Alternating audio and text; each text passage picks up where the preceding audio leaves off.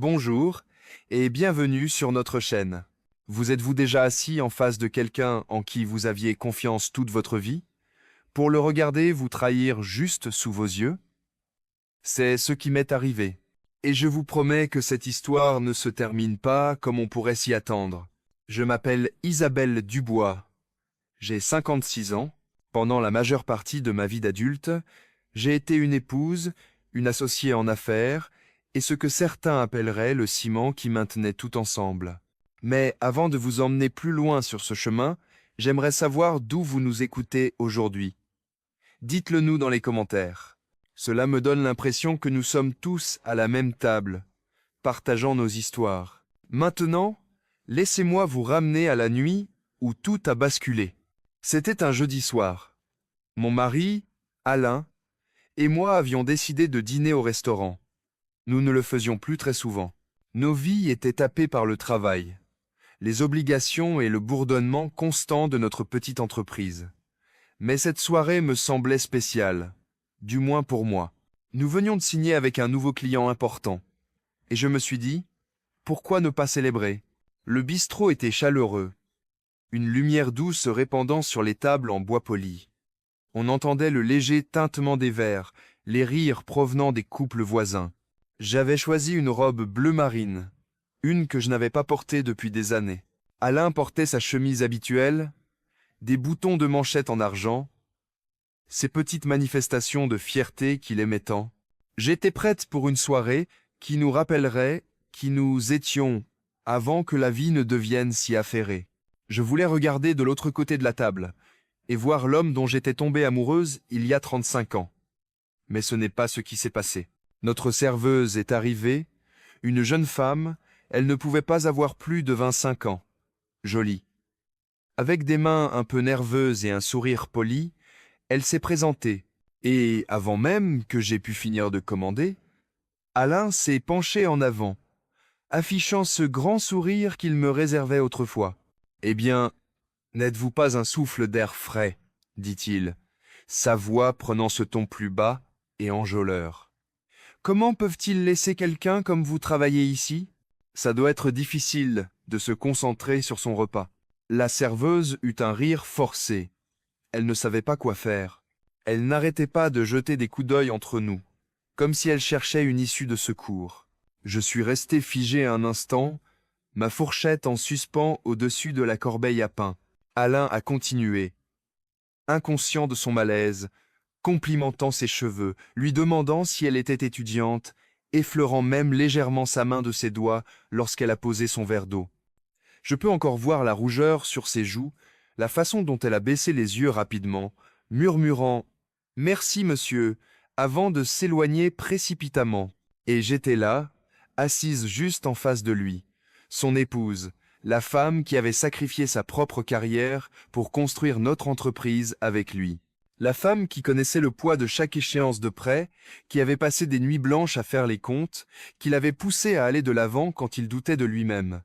J'étais assise là comme un fantôme. Ce n'était pas seulement le flirt, c'était la facilité avec laquelle il m'effaçait, comme si j'étais invisible. Comme si les années que j'avais investies dans notre couple pouvaient être balayées d'un revers de main en échange d'un rire facile et d'un contact appuyé. Je sentais le sang me monter aux joues, mon pouls martelait mes tempes. Une partie de moi voulait frapper du poing sur la table, exiger qu'il cesse de m'humilier. Une autre partie me chuchotait. « Reste calme. Ne lui donne pas la satisfaction de te voir craquer. » Alors j'ai souri.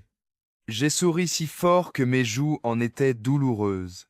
J'ai coupé mon steak avec une lente précision, hochant la tête pendant qu'il racontait des histoires assez fortes pour que la moitié du restaurant les entende. Des histoires destinées à le faire paraître plus grand, plus drôle, plus charmant. À l'intérieur, cependant, quelque chose a changé. J'ai réalisé à ce moment-là que ce n'était pas un incident isolé. Ce n'était pas un simple manque de manières. C'était ce qu'il était devenu. Un homme si absorbé par lui-même qu'il ne me voyait plus du tout. Le dîner s'est éternisé. Et chaque fois que la serveuse passait, il recommençait son manège. Mon estomac se nouait, mais je me suis forcé à prendre des notes mentales. La façon dont sa main s'attardait sur la nappe, la façon dont sa voix montait d'un ton quand il lui parlait, le regard suffisant qu'il m'a lancé une fois, comme pour me défier de réagir. Mais je ne l'ai pas fait. Pas à ce moment-là. Vous voyez, j'ai appris quelque chose d'important cette nuit-là. Le silence peut être plus tranchant que n'importe quelle explosion de colère. Le silence vous donne l'espace pour réfléchir, pour planifier. Au moment où les cartes des desserts sont arrivées, je n'étais plus seulement blessé. Je faisais le point. J'ai pensé aux années que j'avais données, à la loyauté, à l'entreprise que nous avions bâtie. Et dans le vide douloureux de ce moment, une idée, non, une décision a commencé à se former. Je ne le savais pas encore. Mais ce dîner n'était pas la fin de mon humiliation. C'était le début de ma libération. Et Alain, il n'avait aucune idée que sa petite performance de ce soir-là mettrait en mouvement quelque chose qu'il ne pourrait jamais défaire. Cette nuit-là, en rentrant du restaurant, Alain a enlevé ses chaussures, s'est versé un cognac et a allumé la télévision comme si de rien n'était. Je l'observais de l'autre bout de la pièce, toujours dans ma robe bleu marine, le goût amer de la déception sur la langue. Je voulais crier. Mais au lieu de ça, je suis resté assise en silence, les mains croisées sur mes genoux, mon cœur battant comme un tambour, et en le regardant, son profil éclairé par la lueur bleue de la télévision, j'ai ressenti quelque chose que je n'avais pas ressenti depuis des décennies. Pas de la colère, pas de la tristesse, quelque chose de plus froid, de la distance.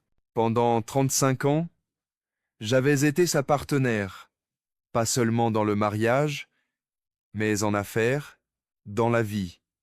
Nous étions partis de rien, vraiment rien. Notre premier bureau était un coin de notre garage. Je gérais les factures, répondais aux appels et rédigeais les contrats, tout en berçant le berceau de notre fille avec un pied. Alain était la vitrine, le commercial, celui qui serrait les mains et charmait les clients. Mais derrière tout ça, c'était moi. C'est moi qui tenais les comptes. C'est moi qui veillais au respect des plannings. C'est moi qui maintenais l'entreprise à flot quand les temps étaient durs. Et en retour, je pensais avoir son respect, peu, être même son admiration. Mais en me remémorant ce dîner, les rires qui ne m'étaient pas destinés, le regard dédaigneux qu'il m'a lancé quand j'ai essayé de me joindre à la conversation, j'ai réalisé quelque chose de douloureux. Il ne me respectait plus depuis des années. Les signes étaient là depuis le début. Je me souviens de la fête de Noël de l'année dernière. J'avais tout organisé. Le traiteur, les décorations, même les petits cadeaux pour les employés. Quand Alain s'est levé pour faire son grand discours, il a dit « Je n'aurais pas pu faire ça sans mon incroyable équipe ». Il a remercié les directeurs, le nouveau stagiaire, même le livreur. Mais moi, sa femme, son associé, la femme qui avait passé des nuits blanches à s'assurer que les salaires soient prêts, je n'ai même pas été mentionné. Je me souviens de la façon dont il balayait mes idées d'un revers de la main pendant les réunions. « Isabelle, on verra ça plus tard », disait-il devant tout le monde. Ce plus tard n'est jamais venu. C'était comme si je m'étais lentement effacé de son histoire. Cette nuit-là, j'ai essayé. Vraiment, je lui ai demandé doucement. « Alain, ne penses-tu pas que tu es allé un peu trop loin avec cette serveuse ce soir ?» Il ne m'a même pas regardé.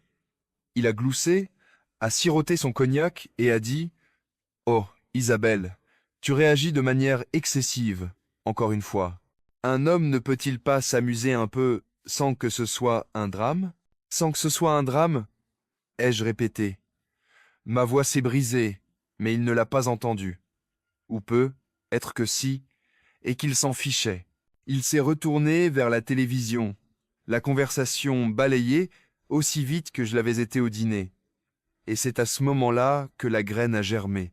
Pas la colère, pas la vengeance, quelque chose de plus solide, une résolution tranquille. Si j'étais invisible pour lui, peu. Était-il temps que j'arrête de vivre dans son ombre ? Je suis allé me coucher tôt cette nuit-là, fixant le plafond dans le noir. Mon esprit passait en revue chaque sacrifice que j'avais fait. Comment j'avais renoncé à mes propres ambitions, comment je m'étais façonné pour devenir l'épouse et la partenaire dont il avait besoin. J'ai pensé à l'entreprise, à nos employés, à la réputation que nous avions bâtie. Et puis j'ai pensé aux chiffres, aux papiers, aux contrats. Alain était peu, être la vitrine, mais j'étais l'épine dorsale. Je connaissais chaque compte, chaque client, chaque clause de chaque contrat. Il paradait sur scène, mais c'est moi qui tirais les ficelles en coulisses. Et alors que j'étais allongé dans le silence de cette chambre, j'ai réalisé quelque chose de dangereux. Il n'avait aucune idée du contrôle que j'avais réellement.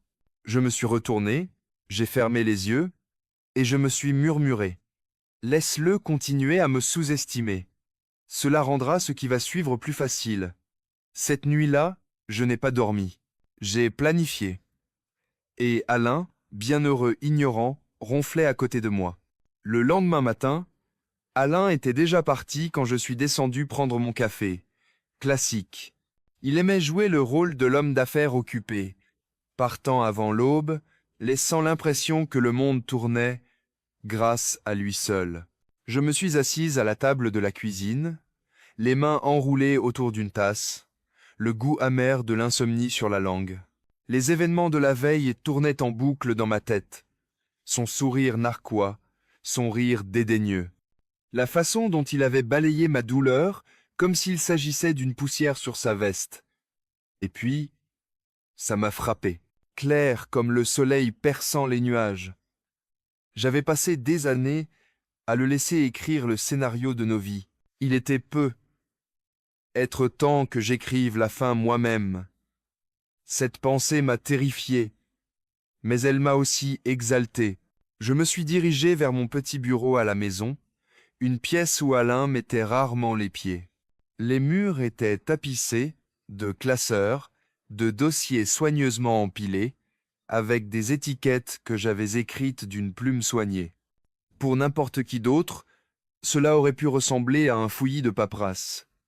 Mais pour moi, c'était la carte de notre empire. Chaque facture, chaque contrat, chaque relevé bancaire, mes empreintes étaient sur chacun d'eux. J'ai ouvert le tiroir marqué Finance. Les chiffres me fixaient, familiers et presque réconfortants. J'avais tenu ces livres pendant des décennies. Alain ne s'est jamais soucié des détails. Il aimait la vue d'ensemble, les résultats éclatants. Il me laissait m'occuper des tâches fastidieuses. Et à cause de cela, il n'avait aucune idée du pouvoir que je détenais entre mes mains. Plus j'étudiais, plus je réalisais quelque chose d'incroyable. L'entreprise était plus saine qu'Alain ne le pensait. Les bénéfices étaient stables, les actifs solides. Nous avions construit quelque chose de précieux, quelque chose qui pouvait être vendu. Vendu. Le mot a atterri dans mon esprit comme un coup de tonnerre. Je l'ai murmuré à voix haute. Vendu. Pourrais-je le faire? Pourrais-je prendre l'entreprise, la chose dans laquelle nous avions investi nos vies, et la vendre sous son nez? Au début, mon estomac s'est noué à cette pensée, mais ensuite je me suis souvenu du rire gêné de la serveuse, du sourire narquois de mon mari et de la douleur creuse que je portais depuis des années. Pourquoi devrais-je me sentir coupable de reprendre ce que j'avais construit? Pourquoi devrais-je le laisser continuer à profiter de mon travail tout en me traitant comme un accessoire? J'ai passé des heures à ce bureau, à extraire des chiffres, à élaborer des scénarios.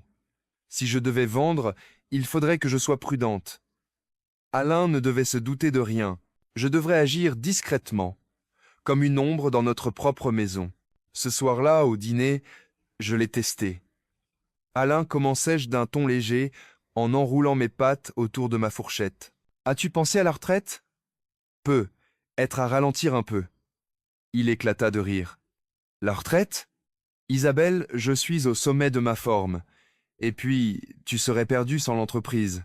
Ça te donne quelque chose à faire. Quelque chose à faire. J'ai hoché la tête, cachant la douleur derrière un sourire poli. À l'intérieur, j'ai senti ma résolution se durcir comme de l'acier. Cette nuit-là, quand il s'est endormi, je suis retourné à mon bureau. J'ai ouvert mon ordinateur portable. J'ai cherché des courtiers spécialisés dans la vente de petites entreprises. Juste une recherche, me suis-je dit. Juste pour information. Mais au fond de moi, je savais que c'était plus que ça.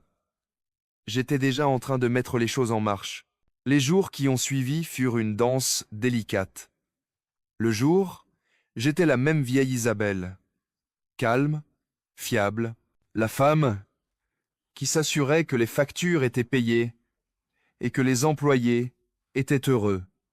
Mais la nuit, j'étais autre chose, une stratège, une planificatrice, une femme préparant discrètement le terrain pour sa liberté. Et le plus beau, c'est qu'Alain n'a rien remarqué. Il paradait dans la vie comme si rien n'avait changé, aveugle au fait que le sol sous ses pieds était déjà en train de se dérober. Pour la première fois, depuis des années, je me sentais vivante, nerveuse, oui, mais vivante. Je ne me contentais plus de réagir à ces trahisons. Je construisais quelque chose pour moi. Et chaque appel téléphonique secret, chaque courriel caché, chaque feuille de calcul soigneusement rangée dans son dossier, tout cela me rapprochait du moment où Alain réaliserait que l'épouse qu'il avait si longtemps méprisée n'était pas du tout invisible. J'étais la tempête qu'il n'avait jamais vue venir. Le plan se formait dans mon esprit, brique par brique. Mais avant de poser la dernière pierre, j'avais besoin d'une preuve. Une preuve que je n'imaginais pas les choses. Qu'Alain était vraiment l'homme que je craignais qu'il soit devenu. Je savais qu'un dîner et un flirt déplacé ne suffisaient pas à justifier ce que je préparais, du moins pas aux yeux des autres. Mais pour moi, c'était l'étincelle qui avait allumé le feu. Pourtant, je devais en être sûr. Alors, je l'ai testé. Ça a commencé doucement. Un soir, j'ai suggéré, Alain, et si on partait en week-end? Juste nous deux, quelque part au calme, comme avant. Il n'a même pas levé les yeux de son téléphone. Isabelle, je n'ai pas le temps pour ces bêtises. Nous avons une entreprise à faire tourner. Et puis, qu'est-ce qu'on ferait là-bas? Regarder les arbres? J'ai forcé un sourire, mais à l'intérieur, quelque chose s'est tordu. Autrefois, il aurait sauté sur l'occasion. Maintenant, il rejetait l'idée comme un enfant qui repousse un jouet. J'ai réessayé quelques nuits plus tard. Au dîner, je me suis penché en avant et j'ai dit « Alain, ça me manque de passer du temps avec toi. On a été tellement pris par le travail. » Être qu'on devrait s'organiser une soirée en amoureux chaque semaine. Il a souri narquoisement. Le même sourire que j'avais vu au restaurant. Isabelle, tu deviens collante, détends-toi. Tout va bien. Ne crée pas de problème là où il n'y en a pas. Collante, ce mot m'a piqué plus qu'une gifle. Après des décennies passées à ses côtés, à me sacrifier, à faire tourner la machine de nos vies, Collante était la façon dont il me voyait. Mais au lieu de pleurer, je l'ai étudié, comme une scientifique observant un spécimen. Plus je le testais, plus c'était clair. Alain n'était pas seulement inattentif, il était arrogant. Il croyait de toutes ses forces que je ne partirais jamais, que je ne me rebellerais jamais, que je ne m'affirmerais jamais. Pour lui, j'étais un meuble, toujours là, toujours fiable, toujours silencieuse. Et cette arrogance allait causer sa perte. Un soir, après des semaines à me mordre la langue, j'ai décidé de le confronter directement cette fois. J'avais besoin d'entendre sa vérité à voix haute. Nous étions assis dans le salon. Il sirotait son cognac, regardant les nouvelles. J'ai éteint la télévision avec la télécommande, soutenant son regard.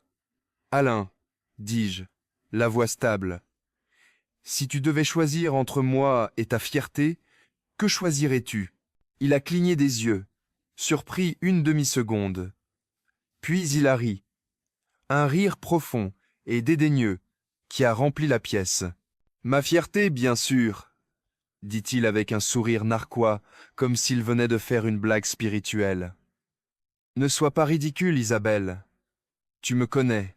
Je le connaissais. Trop bien. Sa réponse ne m'a pas blessé comme il le pensait. Au contraire, elle a solidifié ma résolution.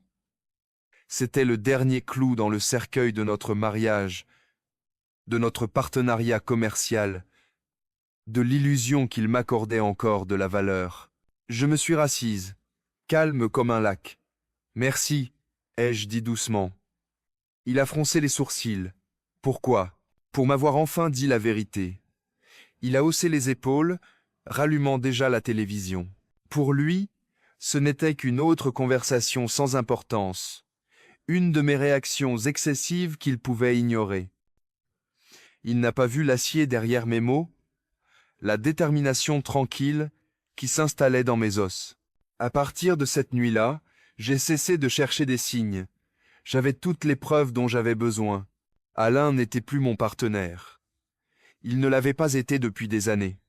Et s'il ne pouvait pas me voir comme son égal, alors il ne méritait pas ce que nous avions construit ensemble.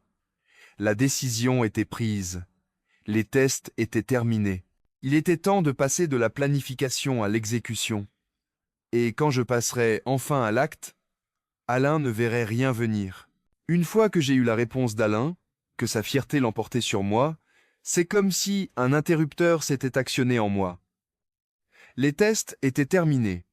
Je n'avais plus besoin de sa validation, de ses excuses ou de ses mensonges. Ce dont j'avais besoin, c'était de liberté. Et je savais exactement où la trouver. L'entreprise, ce petit empire que nous avions bâti à partir de rien, l'endroit où chaque brique et chaque poutre portait l'empreinte de mes sacrifices. Alain pensait que c'était son royaume. Mais en vérité, c'est moi qui détenais les clés. J'ai commencé à passer discrètement des appels. Courtier, comptable, avocat, tout cela sous le couvert d'affaires courantes. Personne ne se doutait de rien. Après tout, c'était moi qui avais toujours géré les détails. Alain me laissait ce travail, ennuyé par les chiffres et la paperasse. Son ignorance était mon camouflage. La première fois que je me suis assise en face du courtier, mes mains tremblaient légèrement sous la table. L'homme était poli, d'âge moyen, avec des yeux vifs qui semblaient lire plus que ce que je disais. « Vous êtes certaine que votre mari est d'accord avec cela ?»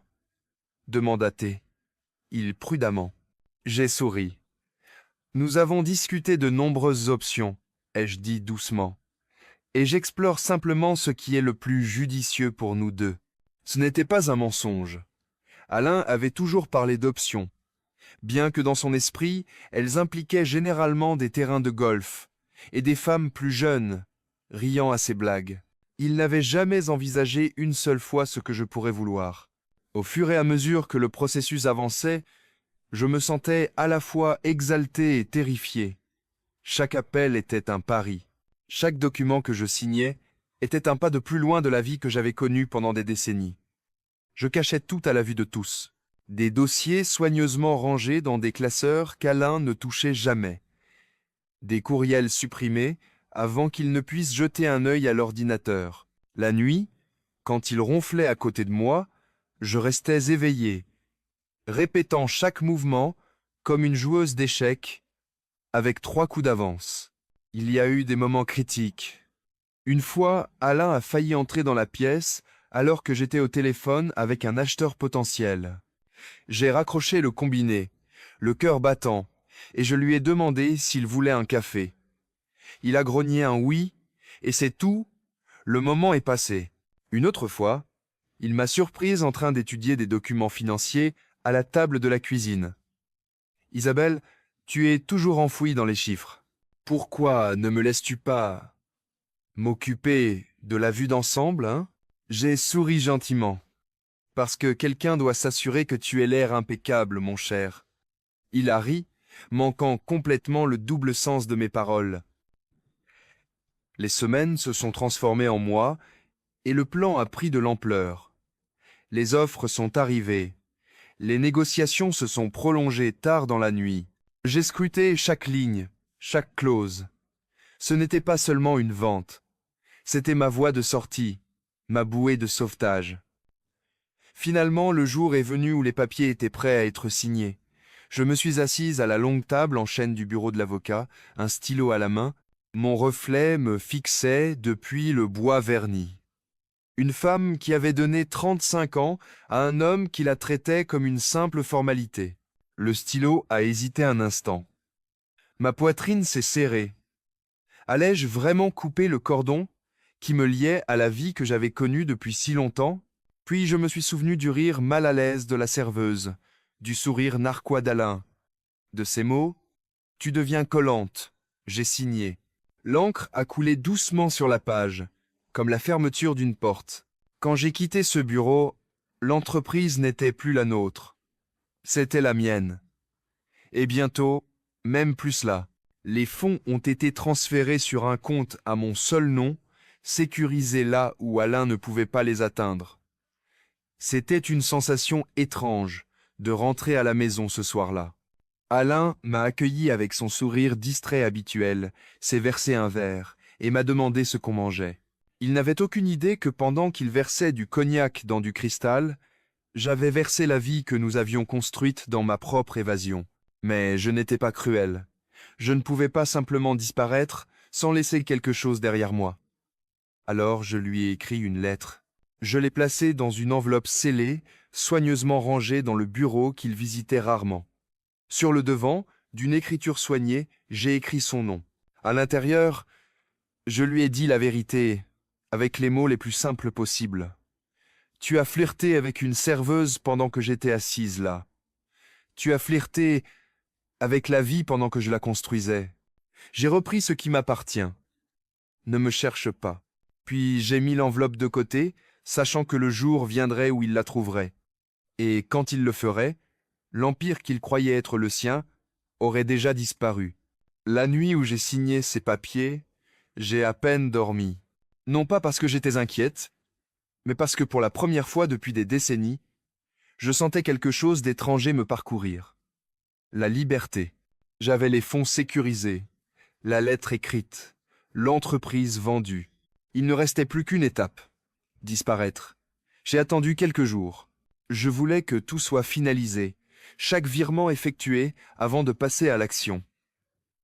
Pendant ce temps, j'ai agi comme si de rien n'était. Je préparais les dîners d'Alain. Je hochais la tête quand il divaguait sur ses grands projets pour l'avenir. Je l'ai même embrassé pour lui souhaiter bonne nuit. Mais à l'intérieur, j'étais déjà parti. Un vendredi matin, je me suis réveillé avant l'aube. La maison était silencieuse. Alain dormait encore, son ronflement régulier résonnant dans le couloir. Je me suis glissé dans le dressing et j'ai sorti une seule valise. Juste une. Je ne voulais pas d'encombrement. Je ne voulais pas de bagages, au sens propre comme au figuré. Quelques vêtements, mon passeport, quelques photos de famille qui comptaient pour moi, pas pour lui. J'ai traversé la maison à pas feutrés, m'arrêtant dans la cuisine pour une dernière tasse de café. Je me suis assise à la table, fixant la vapeur qui s'élevait de la tasse. Et je n'ai ressenti aucune tristesse, seulement du soulagement. Avant de partir, j'ai posé mon alliance sur le comptoir. Pas par dépit, mais pour clore un chapitre. Ce chapitre était terminé. Puis j'ai porté ma valise jusqu'à la voiture, je me suis glissé derrière le volant et j'ai conduit. Je n'ai pas regardé la maison en arrière. Je n'ai pas jeté un coup d'œil à l'allée. Je ne me suis pas donné la chance de douter. J'ai conduit directement à la gare de la ville voisine. Alain supposerait que j'avais pris la voiture pour faire des courses, être rendre visite à une amie. Il n'aurait jamais imaginé que je monterais dans un train avec un aller simple. Alors que le train s'éloignait, j'ai appuyé mon front contre la vitre froide de la fenêtre. Les champs et les maisons se brouillaient en traînées de couleurs. Ma poitrine s'est desserrée, comme si des années de poids s'étaient soudainement envolées. J'avais choisi une petite ville côtière en Bretagne qu'Alain avait toujours détestée. Trop calme, disait-il chaque fois que je la suggérais pour les vacances. C'est exactement pour ça que j'y suis allé. Le calme, c'est ce dont j'avais besoin. Le calme et la distance. À mon arrivée, j'ai loué un petit appartement au-dessus d'une boulangerie. La première nuit, j'ai ouvert les fenêtres et j'ai laissé l'odeur du pain et de l'air salin m'envahir. J'ai défait ma valise lentement, soigneusement, m'appropriant l'espace avec juste quelques touches. Une photo encadrée de ma fille, un vase de fleurs fraîches du marché. Le lendemain matin, je me suis réveillé au lever du soleil et j'ai marché jusqu'au rivage. Le sable était frais sous mes pieds, les mouettes criaient au-dessus de ma tête. Pour la première fois depuis des décennies, je n'étais pas la femme d'Alain. Je n'étais pas la moitié d'une entreprise. Je n'étais pas invisible. J'étais juste Isabelle. Et je l'aimais bien. J'ai commencé à construire de nouvelles habitudes. Des promenades matinales au bord de la mer, des après-midi avec un livre dans un petit café où la propriétaire a vite appris mon nom, des conversations avec des inconnus qui ne savaient rien de mon passé, qui ne me regardaient pas à travers le prisme de l'ombre d'Alain. Chaque jour, je me sentais plus forte, plus légère, plus vivante. Il y a eu des moments de douleur, bien sûr. 35 ans, c'est long à laisser derrière soi, même quand c'est brisé. Parfois, la nuit, je me retournais et je m'attendais à entendre Alain ronfler. Parfois, je me surprenais à prendre le téléphone pour partager une nouvelle, avant de me souvenir que je n'avais aucune raison de le faire. Mais ces moments s'estompaient rapidement, remplacés par quelque chose de bien plus doux. La paix. Et, à la maison, Alain n'avait aucune idée d'où j'étais. J'imaginais souvent la scène, lui entrant dans le bureau pour trouver des étrangers assis à sa place, lui fouillant dans les papiers, confus, en colère, puis trouvant l'enveloppe avec son nom dessus, sa fierté, son arrogance, sa certitude que je serais toujours là, brisée en un seul instant. Mais je ne m'attardai pas longtemps sur cette pensée, car mon histoire ne le concernait plus. Elle me concernait, moi. Et dans le calme de cette ville balnéaire, avec les vagues qui déferlaient et les mouettes qui criaient, j'ai enfin compris quelque chose. Disparaître, ce n'était pas fuir. C'était entrer dans la vie que j'aurais dû revendiquer des années plus tôt.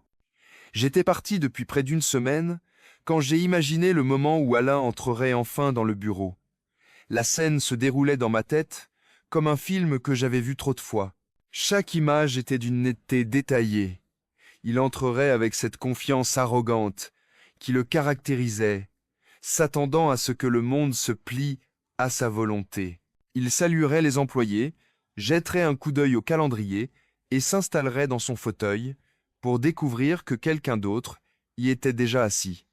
J'imaginais son froncement de sourcils, sa confusion, sa voix devenant tranchante. Mais qu'est-ce qui se passe ici? Et puis la vérité éclaterait. L'entreprise n'était plus la sienne. Les papiers étaient signés. La vente était conclue. Tout ce qu'il pensait posséder disparut. Je pouvais presque entendre la fêlure dans sa voix quand il demanderait après moi. Mais je n'étais pas là. Seule l'enveloppe reposait sagement dans le tiroir du bureau, attendant comme un serpent enroulé dans l'obscurité. Quand il l'a finalement ouverte, ses mains ont probablement tremblé. J'aime à penser que son cœur a raté un battement en voyant mon écriture, si familière, si soignée. À l'intérieur, juste quelques lignes, assez pour trancher plus profondément que n'importe quelle dispute ne l'avait jamais fait. Tu as flirté avec une serveuse pendant que j'étais assise là. Tu as flirté avec la vie pendant que je la construisais. J'ai repris ce qui m'appartient. Ne me cherche pas. Pas de colère, pas d'accusation. Juste la vérité. Je n'étais pas là pour voir sa réaction. Mais je n'en avais pas besoin. Car la beauté de la chose, c'est qu'Alain se nourrissait de contrôle. Et je lui avais pris la seule chose qu'il ne s'attendait jamais à ce que je touche, son empire. En cet instant unique, je savais que je l'avais brisé d'une manière qu'aucun combat public ou divorce n'aurait pu le faire. Il avait passé des années à me mépriser, à se moquer de moi, à me traiter comme un meuble dans son monde. Et maintenant, la femme même qu'il avait sous-estimée l'avait déjoué. Cette pensée ne m'apportait pas de joie. Pas exactement. La vengeance n'était pas mon moteur. Ce que je ressentais, c'était de la satisfaction, une satisfaction profonde et tranquille que justice ait enfin été rendue. Pas dans les tribunaux ou avec des éclats de voix, mais avec un stylo, une signature et une lettre soigneusement placée. Pendant des semaines, je n'ai eu aucune nouvelle. Pas d'appel, pas de lettre, pas de visite. Je savais qu'il avait dû essayer de me retrouver, mais j'avais été prudente. J'avais choisi une ville où personne ne connaissait mon nom. Mes comptes étaient sécurisés, mes déplacements discrets. Parfois, assise au bord de la mer, je me demandais ce qu'il faisait. Faisait-il rage dans sa maison vide, buvant trop de cognac, essayant de charmer quelqu'un d'autre pour combler le vide que j'avais laissé? Cela n'avait pas d'importance, car je n'étais plus son problème. J'ai pensé à la vie que nous avions construite, au démarrage dans le garage, aux nuits blanches, aux rêves partagés, et puis j'ai pensé à la facilité avec laquelle il avait tout gâché, par arrogance et par fierté. La lettre n'était pas seulement un message, c'était un miroir. Pour la première fois de sa vie, Alain a dû se regarder en face sans que je sois là pour arrondir les angles. Et peu, être, juste peu, être. A-t-il réalisé que la serveuse du restaurant avait été la moindre de ses erreurs? Quant à moi, chaque jour qui passait, je me sentais plus forte, plus légère. Je ne vivais pas pour la vengeance. Je vivais pour moi-même. Pourtant, je ne vais pas vous mentir. Une partie de moi trouvait du réconfort à savoir que, quelque part, Alain devait se réveiller chaque matin et faire face à la réalité que j'avais créée. Une réalité où je n'étais pas à ses côtés, et où son empire lui avait glissé entre les doigts parce qu'il n'avait pas su voir la femme qui maintenait tout ensemble. Et cela, plus que tout, c'était la justice. Quand je regarde en arrière maintenant, je ne me vois pas comme une femme qui a fui. Je me vois comme une femme qui a enfin pris sa propre vie en main. Quitter Alain, ce n'était pas une question de vengeance. Ce n'était pas pour le punir d'un sourire narquois dans un restaurant ou d'un mot négligent à la maison. C'était pour récupérer les années que j'avais données, les efforts que j'avais investis, et la dignité qu'il m'avait enlevée, morceau par morceau. J'avais 56 ans quand j'ai franchi cette porte. Certains diraient que c'est trop tard pour recommencer. Mais je vais vous dire quelque chose, il n'est jamais trop tard. La vie ne distribue pas de date d'expiration pour le bonheur. Oui, c'était terrifiant. Oui, il m'arrivait encore de me réveiller la nuit en me demandant ce qu'il faisait ou s'il avait vraiment compris ce qu'il avait perdu. Mais la peur s'estompe, et les regrets s'estompent aussi. Ce qui reste, c'est la paix de savoir que je me suis choisi. J'ai appris que nous n'avons pas à rester invisibles simplement parce que quelqu'un d'autre refuse de nous voir. Nous n'avons pas à nous réduire pour nous adapter à un mariage, une entreprise ou une vie qui ne nous honore plus. Et à vous qui m'écoutez en ce moment, peut-être avez-vous été méprisé, ignoré, rabaissé. Peut-être que quelqu'un vous a convaincu que votre rôle était de soutenir, de vous sacrifier, de rester silencieuse. Laissez-moi vous dire que vous êtes plus puissante que vous ne le pensez. Et parfois, il suffit d'un acte de courage, d'une seule décision, pour rappeler au monde et à vous-même qui vous êtes vraiment. Alors, je terminerai par ceci. N'attendez pas que quelqu'un d'autre vous valorise. N'attendez pas que quelqu'un vous remette votre valeur. Reprenez-la, parce que vous n'êtes jamais trop âgé, trop en retard ou trop invisible pour changer votre histoire. Maintenant, dites-moi, si vous aviez été à ma place, qu'auriez-vous fait? J'aimerais beaucoup connaître vos réflexions.